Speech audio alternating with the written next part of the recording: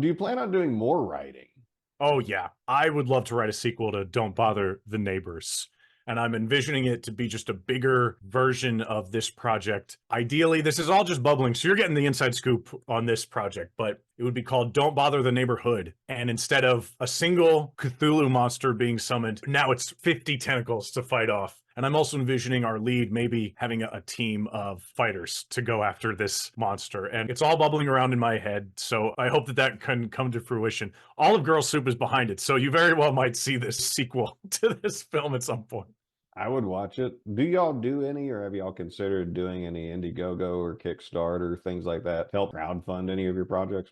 Yes, we have had that conversation. We also are aware of just how time consuming and how much to the schedule you have to be with that. Like it is a daily fundraiser. Like you have to show people where you are in the process. You have to engage with everyone. We very aware of what that is. Long story short, we would be open to that, but we just want to make sure that we're ready to do it properly and not just throw it out and be like, well, I really hope that they enjoy this. Like we're going to do it right if we do end up going that route. And if you do, I'll keep my eyes out. If you want to send me the link to whatever it is, I'll be glad to post it and get a Oh, few extra thank you. bucks for you. But since you mentioned Don't Bother the Neighbors, that was going to be my next line of questioning because we've covered your acting, your writing, and now onto the directing. Why did you make Don't Bother the Neighbors? I made Don't Bother the Neighbors because one, I did have terribly loud neighbors in my last apartment and actually in this apartment too. Don't tell them, but they can be really loud. I won't bother them. Don't bother them. And it had always bubbled around in my head that there was this funny idea about if you go to tell off your neighbors, something has changed permanently, right? It's like if you ever see them on the street, you're always that guy. This isn't a light, you knock on a door and ask for a cup of sugar from your neighbors. No, it's going to be awkward forever. And that insecurity reminded me of cosmic horror, to bring it back to kind of this genre that the H.P. Lovecraft Film Festival really liked, where you open Pandora's box, something is irrevocably changed forever and permanently. I loved that something so mundane could cause this feeling of anxiety, which is just simply talking to your neighbors. I kind of rolled with that idea. Well, what would be the absolute worst thing to see your neighbors doing, making all this noise? It can't be just that they're murderers. That's been done. And, it can't be aliens. Whatever. It's an alien ship. And I was like, it's got to be cultists summoning an old god. It is the penultimate thing that if you went up there, you'd be like, I should not have done this. I should not have come into this world.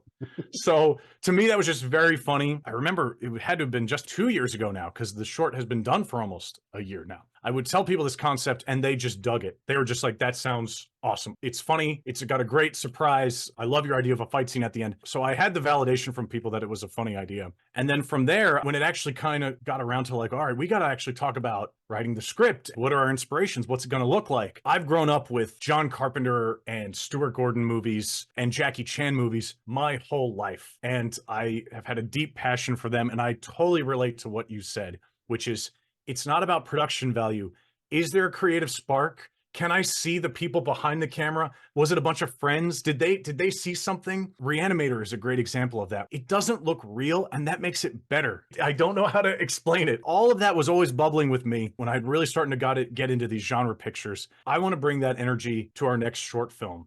So little things are nods, open love letters to Stuart Gordon. The pink lighting, for instance, is a clear love letter to From Beyond. But I also think with our hero kind of being a little bit cocky, just like it's just a little bit cocky, that's a love letter to Big Trouble in Little China as well. And also this whole idea of everything is normal downstairs, but once you go upstairs, something is weird. I think that also is a Stuart Gordon motif. Think about Honey, I Shrunk the Kids, which he wrote. Everything is normal downstairs, but you go upstairs and it's weird and scary in the attic. So all of that was all bubbling with this project. Oh, and clearly Jackie Chan and our fight scene kind of go hand in hand, where it's funny, it's fun, it's dynamic, it's Oh, fast great. paced. We really tried to capture that. That is where this project all kind of came together. It was this spark of actual insecurity of talking to my neighbors, but then also this deep love of these genre pictures that I could talk about all day. It's That's such a part of great. my personality. And from a literary criticism angle, you're right at home with your thought process because so many people read into Lovecraft's works this sense of social anxiety. Yeah. Like, I was just in Boston. I was at a hotel waiting for a really early flight, and the guys in the room next to me sounded like they were having an Afro-Caribbean rave. And I And you're thought, just am I like, going to what harass is these that? people? I'm not going to sleep either. If the music had been good, I wouldn't have even cared. But I thought I'd just give it some time, and eventually somebody got them to shut it off. But Mm. yeah, what was I going to do? Was I going to go bother them? Was I not? Everybody's felt this at some point. Oh yeah. Assuming you ever had a neighbor. So you're tapping into a timeless anxiety that people have. That, You're Yeah. more brilliant than maybe you even thought. Hey, I'll take that. Yeah. Just write what you know. That's what I say. So